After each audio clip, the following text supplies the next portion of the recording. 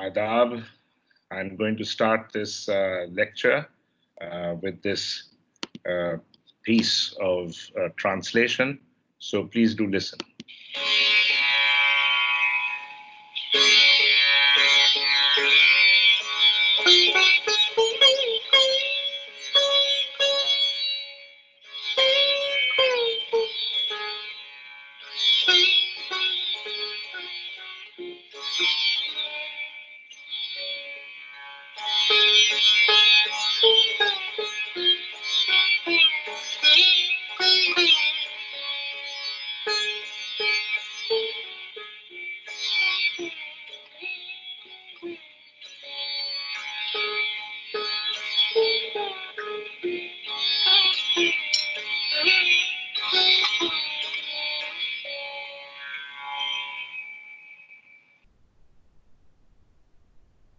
पहले ही पहल नाम लेता हूं मनमोहन का, जो बड़ी मियां मोह का मेहर वाला है।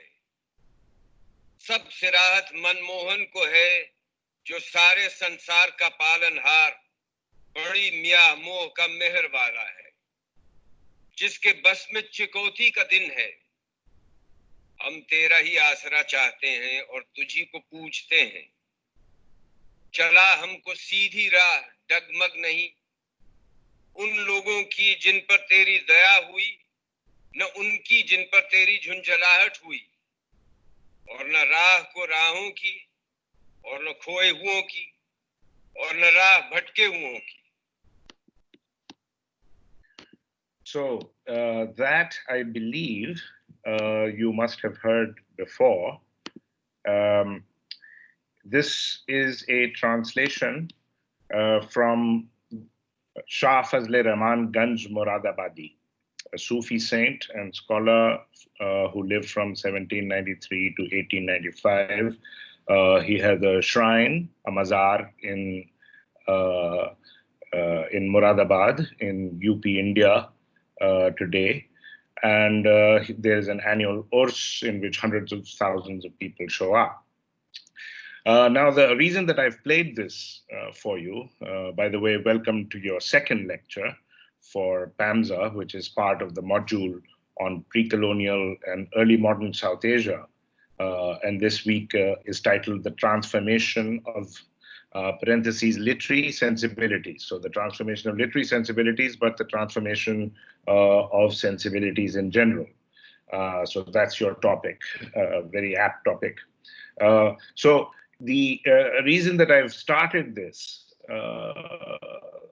lecture by playing you this translation from Shah Fazle Rahman Ganj Moradabadi, probably from the early part of the 19th century, is that it, especially to our modern years, to our contemporary years, is a starkly, dramatically different linguistic and social world, yeah, where this was possible. A translation like this was possible. I mean, to our ears today, really, the translation verges from our point of view on blasphemy, what is often a problem in Pakistan. Yeah, it verges on blasphemy, really, to our ears.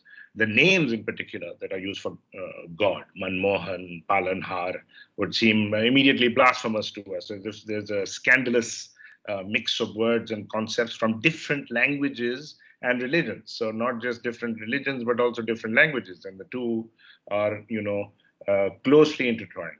So so the reason I played it for you is to dramatize, yeah, the stark contrast between the past and the present, yeah, and we're really talking about a very short period of time here. We're only talking about, just a couple of 100 years, which in historical time, and I've been urging you since last semester also, in what is modernity, that we have to have a broader perspective of time. You can't measure time or get a sense of its significance just from your own lifetime, yeah? In historical time, or especially if you're talking about big history, world history, not just world history, but geological history, a couple of 100 years is nothing, yeah? So this dramatic contrast, yeah, between the past and the present. You'd say that the past is a different country, yeah? indeed a different world, a different planet even. Yeah, as you've seen in the Anthropocene. Now we know that our planet is very, very different from what it was, just a century ago. Even less. Yeah, the pace is very, very dramatic of the transformation. Yeah, so the stark contrast between the past and the present. So history, of course, is always about both continuity and discontinuity. Yeah? This is just a material fact. Yeah, because matter is always changing. First, of course, it is matter, so there is continuity naturally, but it's also simultaneously always in transformation. So everything in this world, yeah, everything that is matter, and language too is matter. Yeah, it's either in its written form or in spoken form. It's in either case, it's material. Yeah. So there is always both continuity. I cannot invent a language from scratch. What we call computer languages are very, very different from what we call natural languages. Yeah, but nevertheless, it's a language too is a material thing, and there is both continuity and discontinuity. Yeah, but in the modern period, it just couldn't be the case that you could just have something that comes out of nowhere. Yeah, which would be total discontinuity and continuity, total continuity, where there's no transformation. That's not possible because that's not possible with matter. Matter is always transforming everything in the world. Yeah. But in the modern period, in particular, discontinuity becomes more and more marked. Yeah, but this is materially also true. There is a tremendous amount of transformation, which you've already seen in what is modernity. Yeah, you've seen different features, different aspects of this very, very dramatic and accelerating transformation that modernity is all about. Yeah. So if discontinuity, in the modern period, discontinuity comes to predominate more and more, and the ability to recognize historical difference. So I want you to remember this phrase, yeah, historical difference. The ability to recognize historical difference becomes the real test of historical consciousness. Yeah, historical difference. Yeah, not only because it is true, because the past is a different country, because the past is a different world, because there is this discontinuity, in fact, as you might say, or in reality, yeah. So not only for that, but also because it opens up the sense of past potentialities and alternatives. Yeah, I mean, if you think something has always been the same, then there would be no cause for thinking that things might be otherwise. So in fact, you need a different past in order to have a different future. Yeah. So there are two reasons for emphasizing discontinuity. Yeah. So after all, what's wrong with a Muslim calling God Khuda or Palanhar? He's after all Rabbul Alameen. So knowing Ganj Muradabadi, now that you've listened to this translation, yeah, obviously it was not a problem for him. Yeah, in fact, it's become a problem for us very, very recently. This possibility of translation between languages, yeah, was not a problem at all for Ganj Muradabadi, and listening to him makes it real. It concretizes the possibility, the potential. Yeah, so that's another reason to emphasize historical difference and historical discontinuity. Yeah, is that it helps us think otherwise. I mean, it opens up possibilities of imagination, possibilities of thought, and naturally, going with that, different ways of being, different possibilities of being. Yeah. Now, conceptually, I want you to think about this. Yeah, conceptually, the main reason we find Muradabadi so shocking is because of our modern monolingualism. Yeah, so this is one of the things that I'd like you to take away from this lecture, that we moderns are unusually monolingual. Yeah, we believe that all peoples have one language that expresses their culture, being, essence. You will remember this from your reading of Tomoko Masuzawa. The romantic idea is that there was a close relationship between language, culture, being, and essence, and one language. Yeah. So because language and nation and are unitary, faith, unity, discipline. What I'm talking about. Yeah. This is something that we all take for granted. Yeah, so it's perfectly common for educated people, literate people, to think that multilinguality, yeah, or polylinguality, multilinguality in a country is a problem. I hear middle class, I'm sure you do too, maybe you even think it, yeah, which is not surprising because you're part of this class, you are all part of this class, that having a single language, yeah, would be good for the nation. Yeah. In fact, this is totally unlike anything people have ever thought. Yeah, it's very, very recent, this attitude. And so this is this monolingualism, and which is, of course, closely tied to our nationalism. Yeah, in fact, even this modern notion of the mother tongue, because indigeneity and nationalism are also closely related. Yeah, so all of these things are closely tied together, as I was telling you before as well, in the modern period.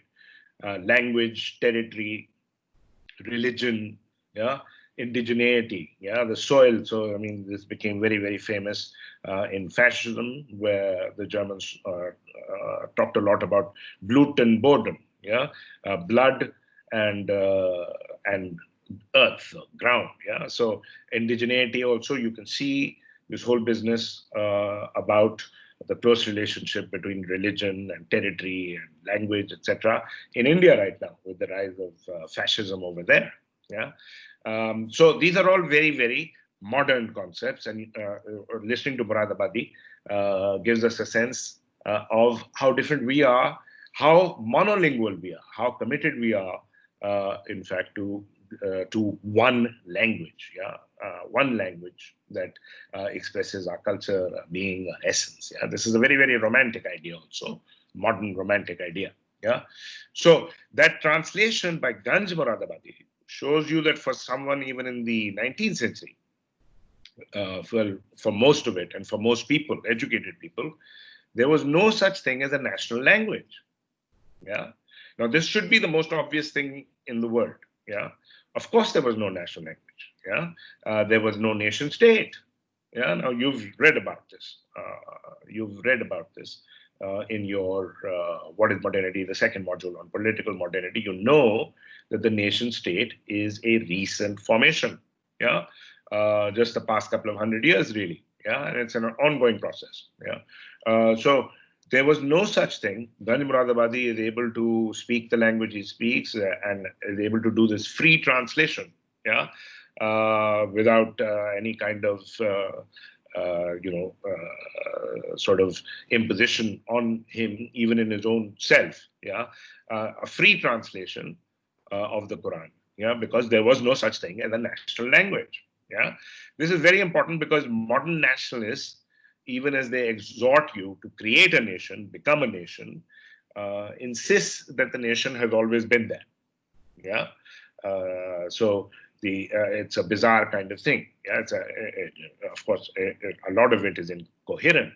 So, and this is part of our task, is to recognize, is to understand the incoherence of a lot of the ways in which we have come to think, but which we take for granted. Yeah.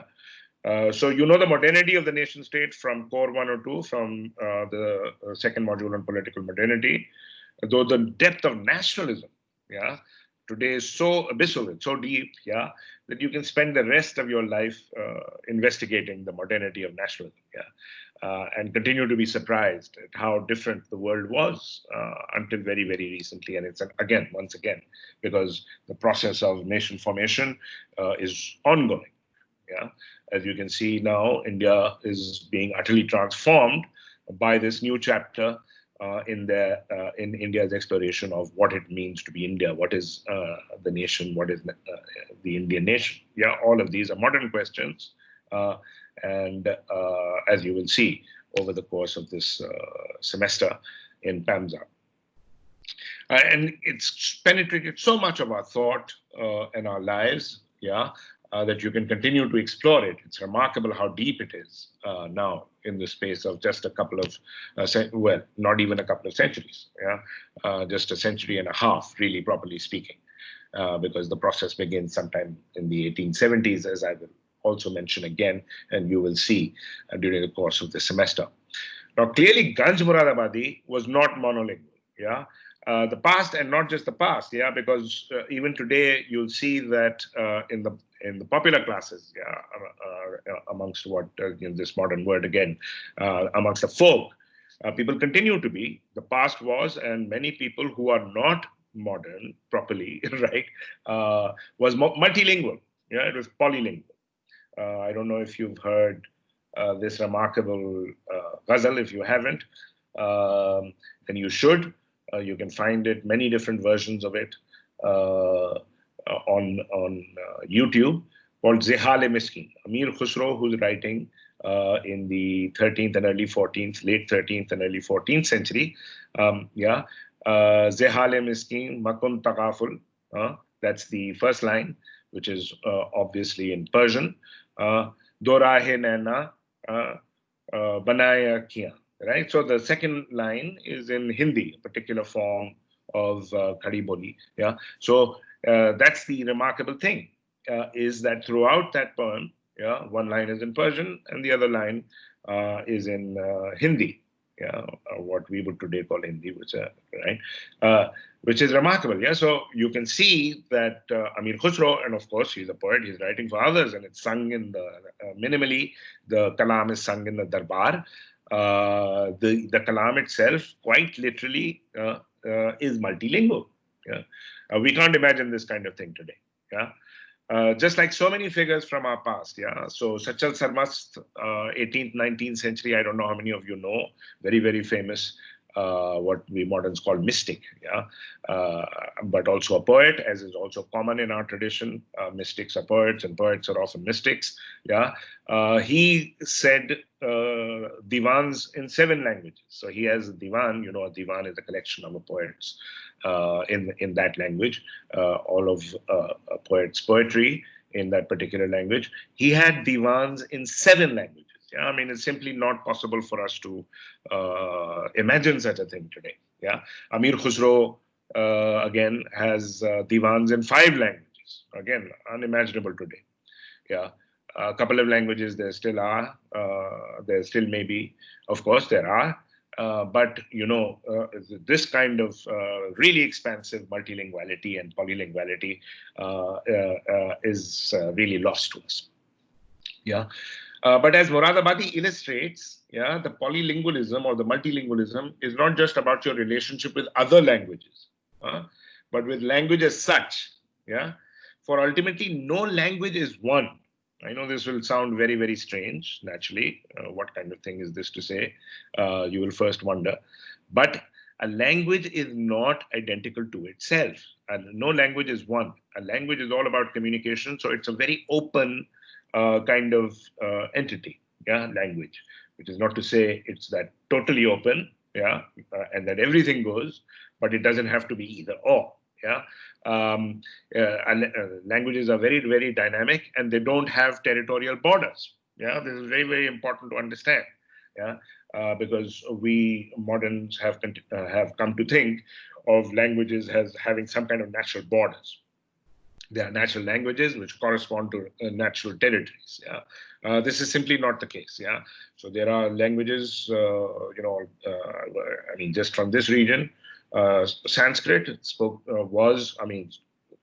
was the language of learning, was spoken over a very, very wide region, yeah, where people spoke all kinds of other languages. There's absolutely no reason why there can't be multiple languages in the same space. Yeah, in fact, that is actually true, and has always been true, really. Yeah, for the most part, that there is the languages are not territorially bound. Same with Persian. Again, to take a language from our region, yeah, it was spoken over a very, very wide region, yeah, all the way from Bengal to Eastern Europe, yeah, amongst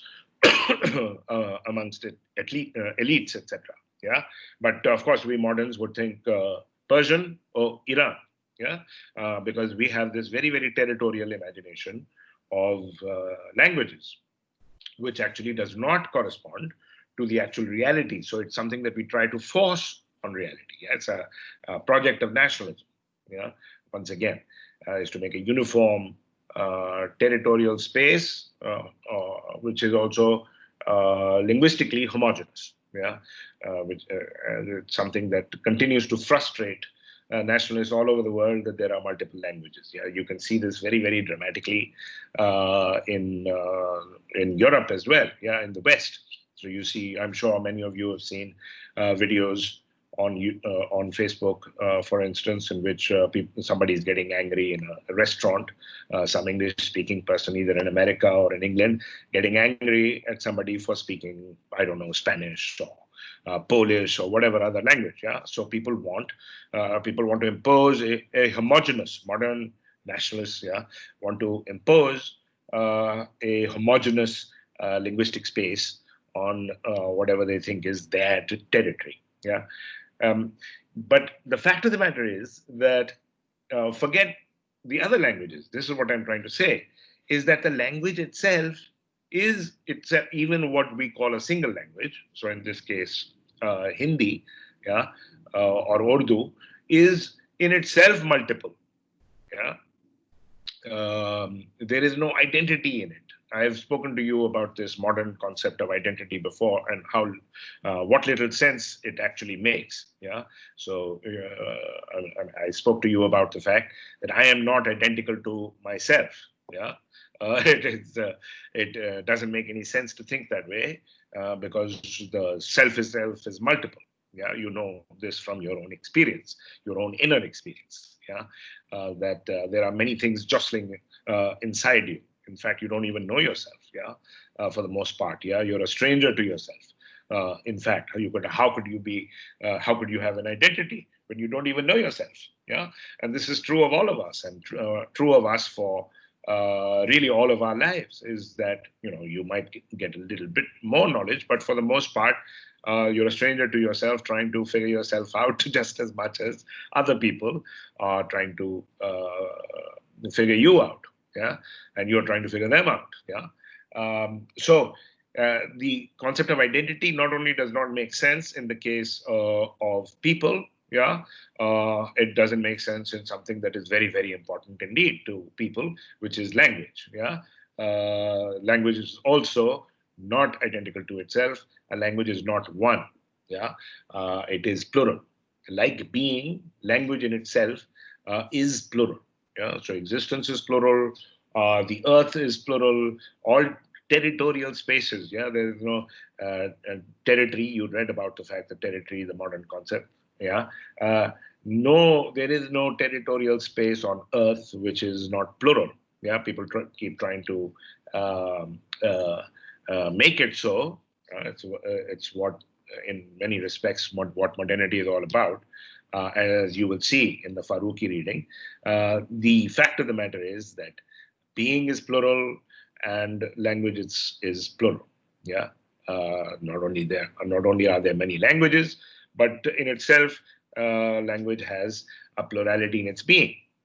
Yeah. So one, monolingualism. Now, the other point I want to make to you is not only are we moderns monolingual, we are also mononomological.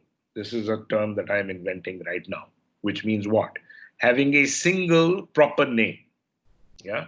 Every language has to have a single proper name. And this connects again with what I was saying earlier, just now, about the plurality of language. Yeah.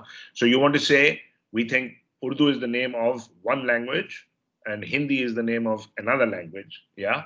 But in either case, the language has to have a single proper name. Now, one of the things that you will have read, hopefully, if not, then you will read this week, the essay by Shamsur Faruqi on the history of Hindi/Urdu, is that the language that we now each insist has this one name was referred to by multiple names. Yeah, and people did not think that this was some kind of problem. Yeah, so the language was referred to as Hindvi, it was referred to as Hindi, it was referred to as Delavi, it was referred to as Gujri, Dakkani, and also referred to, as you will see again and again, and you might have already heard if you're at all familiar with some Urdu poetry, another name for the language, which you find in Ghalib. You find in Mir, but you also find Ghalib, who dies in the 1860s, still uses this name for the language, it was called Rekhta. Yeah, so that's another name for the language, Rekhta. In fact, in another usage, they would have called other languages Hindi too. Yeah, Punjabi, for instance. Why? Well, because Hindi literally means it's a geographical marker. Yeah, Hindi, as you know, related to Hind, and Hind itself related to Sindh, which is the Sindhu River, actually. That this idea of Al Hind is related to the idea of the Indus, and you'll read about this as well. Yeah, so it's people from West Asia who gave it this name based on the river. Is the geographical area, yeah, on this side of the river Indus. Yeah, so that's a lot of that's a huge space. Yeah, where there are literally hundreds and thousands. Yeah, sorry, hundreds and even thousands of languages. Yeah, not one language. So this territorial. So when you say Hindi, when people used to say Hindi, they meant languages that are spoken. So in one register. So once again, the word itself can be used in different ways. Yeah. So in one context, it refers to a specific, language is a specific language, or which can have other names as well. That's no problem. But it also refers to a number of languages. Yeah, because it's not as if it's all just there are no distinctions to be made.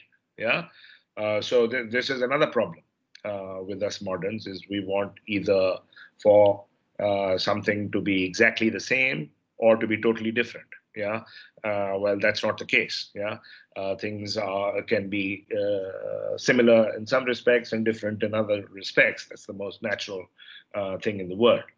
But what we want, so instead of this plurality of languages and plurality of names and plurality of articulations or idioms of the language, which were not hierarchical in the same way that we moderns, I mean, there were some hierarchies, they're not the same kinds of hierarchies that we moderns have. Yeah, of course, it would be absurd to say that there were no hierarchies in the past, but what's important for us to understand is the different kinds of hierarchies that we have experienced in history. Yeah, and what is specific to us and what was specific to the past. Yeah, we moderns want a single name for a language, a name that is proper to it.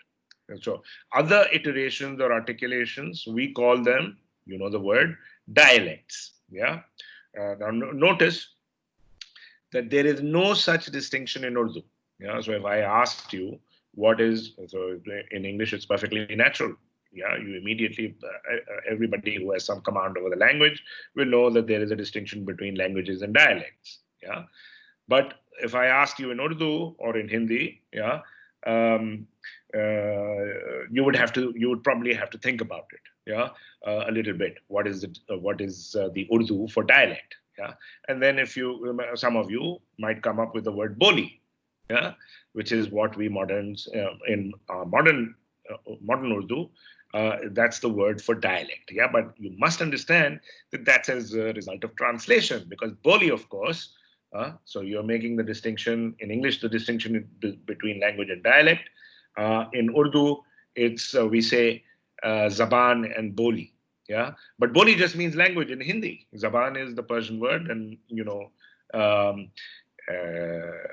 boli is the Hindi word for language. Yeah, so in Hindi today, they make the distinction between bhasha, which they say is language, and dialect, which is Ubboli or something, yeah, Ubboli. But Boli is just, this is once again this very peculiar way in which our languages were formed, modern languages were formed through translation from the English, yeah. But it's not something that existed. The distinction did not exist between a language and a dialect in the past, yeah. So. And the idea of the dialect, in fact, which is so closely tied to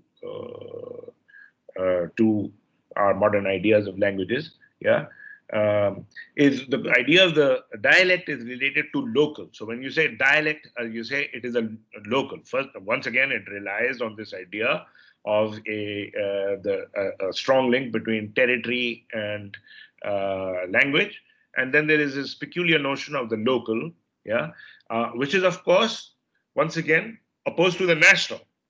So this language and dialect distinction that we moderns have is, of course, once again, an effect of this national of this national idea, yeah, of the nation state, of nationalism, yeah.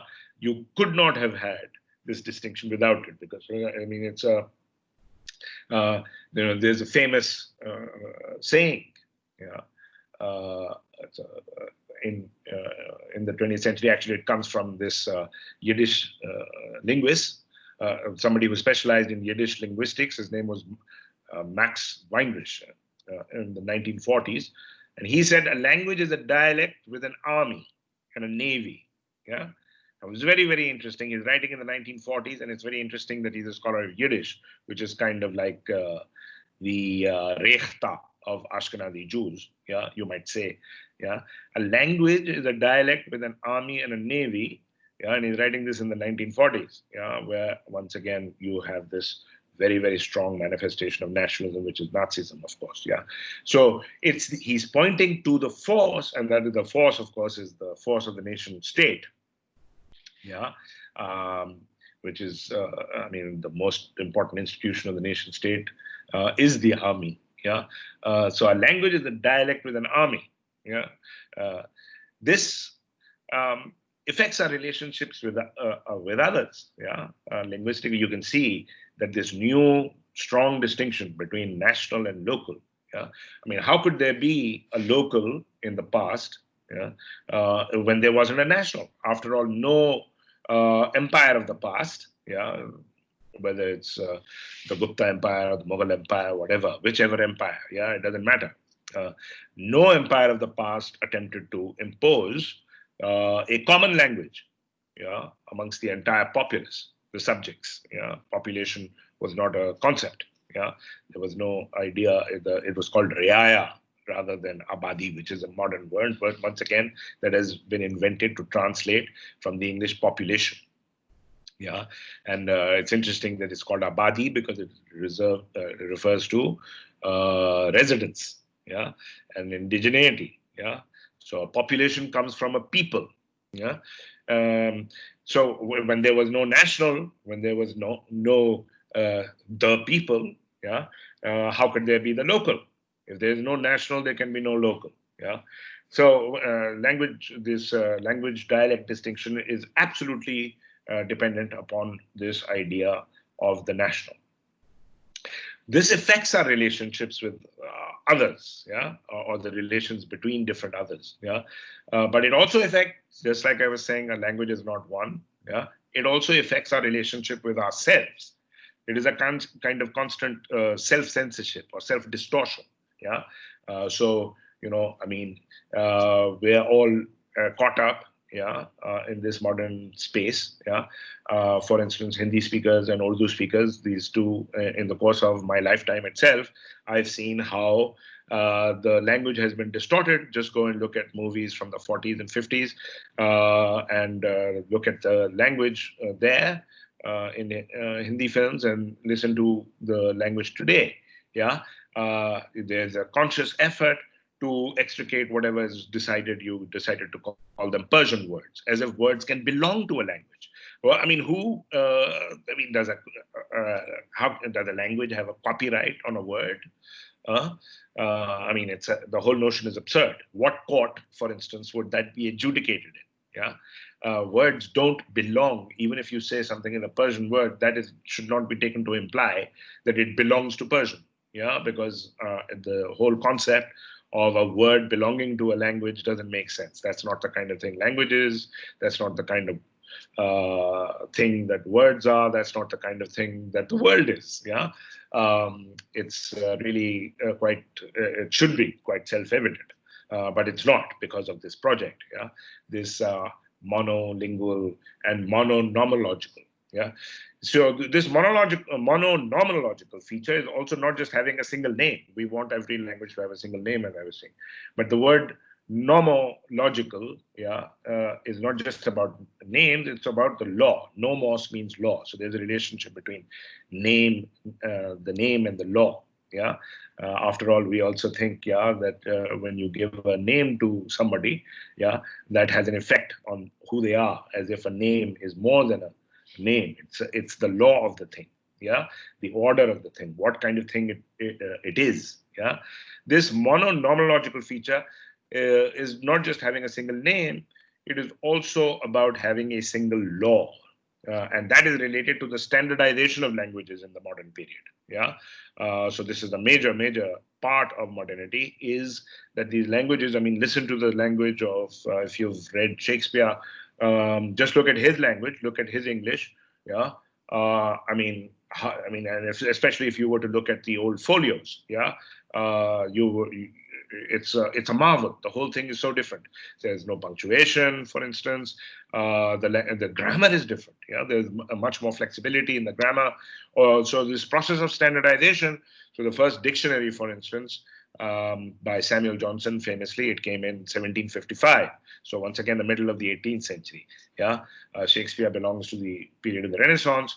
The Enlightenment, one of the major projects of the Enlightenment, was precisely this standardization of languages, because this is also the period in which nationalism, as you know from your reading, nationalism arose in Europe, or crystallized in Europe towards the end of the 18th century, especially in these two countries, France and Britain. Yeah. And of course also in America, but I mean, they're Anglo-Saxons. Yeah. So amongst all these peoples, and especially these, I mean, the European peoples and especially these peoples, the project of nation formation is very much part of the Enlightenment. Yeah. So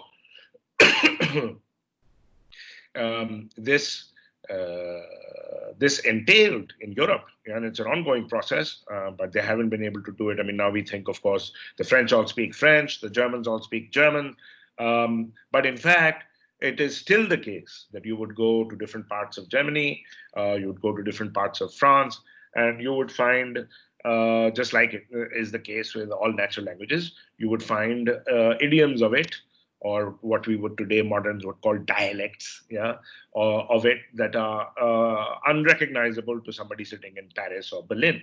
Yeah, they would have difficulty in understanding. Yeah, even though it is the same language, which means that the national project, of course, remains unfulfilled, and it must.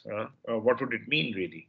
For that kind of no real space, no actual material space can be homogeneous or unified like that. It's simply not possible. Yeah.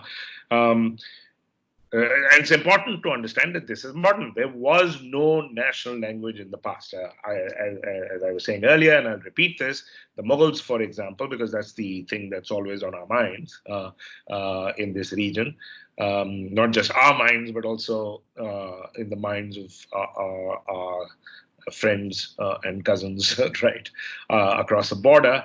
The Mughals are also always on their minds, made no attempt to impose a common language. Yeah, so they had an official language, but that was not the national language.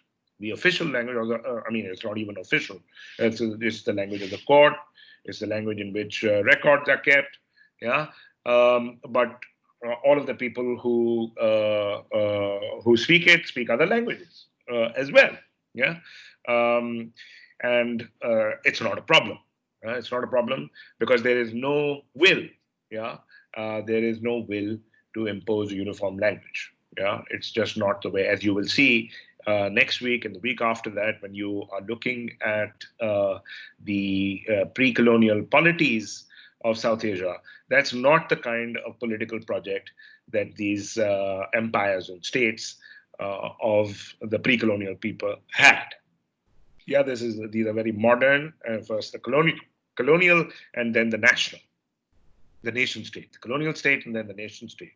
Yeah, especially the nation state. Yeah, because that actually takes the colonial project further. Yeah, this would not have been not only not possible but unimaginable, indeed meaningless and senseless proposition to the states and empires of the past. Yeah, the idea that there is a national language or should be a national language, or any kind of project in that regard. Yeah. So let me see how far we've gotten. Yeah. So I played the Muradabadi translation of the Quran for you when we were discussing modernity and religion, in terms of the birth of modern philology and linguistics, which showed the emergence of the modern taxonomy of languages and the close relationship to the emergence of modern religions. This week, you're reading more about philology and the formation of two major languages in South Asia, which are deeply tied to both national and religious identity. I don't need to remind you, yeah? I mean, after all, we're in an absurd situation, yeah? I mean, you go and you watch a movie. Once again, they've blocked them. They no longer have Bollywood movies here, but people still watch them, of course, on Netflix. You watch a movie, you cry, you laugh, you understand the whole thing.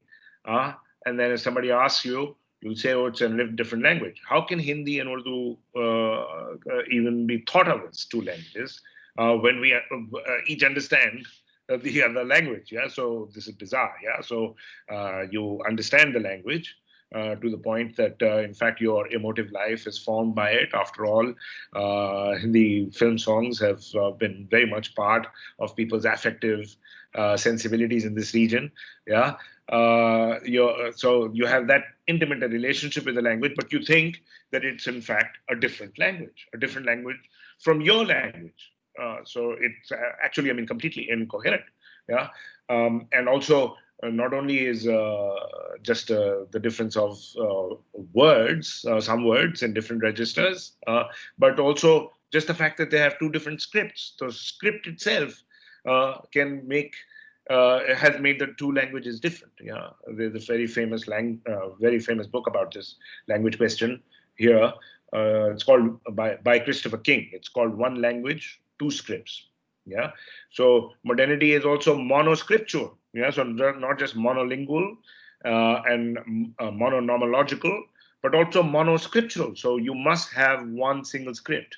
The language must have a single script, which is totally absurd, of course, since now we are more and more, thanks to text, writing more and more Urdu or Hindi as a language. You'll see Hindi, whatever it is you want to call it. Yeah, write it in Roman script. Yeah.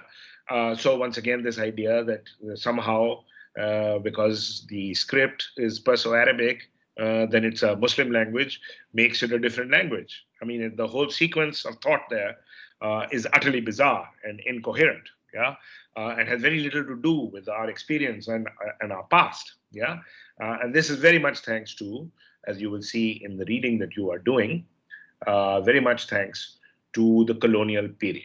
Yeah, it's very much as an effect, as you will read in detail, an effect of modern knowledge. Yeah, modern colonial knowledge. Yeah, which was extraordinarily arrogant. Yeah, what was new was this new kind of cognitive and epistemological narcissism. Yeah, which is closely tied to the civilizing mission, to the Enlightenment ideology, and it comes from a new kind of sense of historical superiority. Yeah, as I spoke to you early on in What is Modernity as well. Yeah, so this is something that is specific to moderns and specific to the British, is this sense of a new kind of historical superiority, that they are historically superior, that they are superior to us by the very virtue of the period in which we live, which is their period. Yeah. Their knowledge has outdated all knowledge of the past. Yeah. And in fact, the other, as you saw in Exterminating All the Brutes, non-European peoples were thought to be destined for literally extinction. Yeah. So it's a completely new kind of epistemological narcissism, cognitive narcissism, historical superiority, which you will read the specific history. I mean, I'm not, I never do.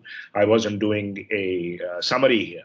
Yeah, I was discussing the conceptual apparatus behind your reading and how you might think about it and what you might take away. Yeah.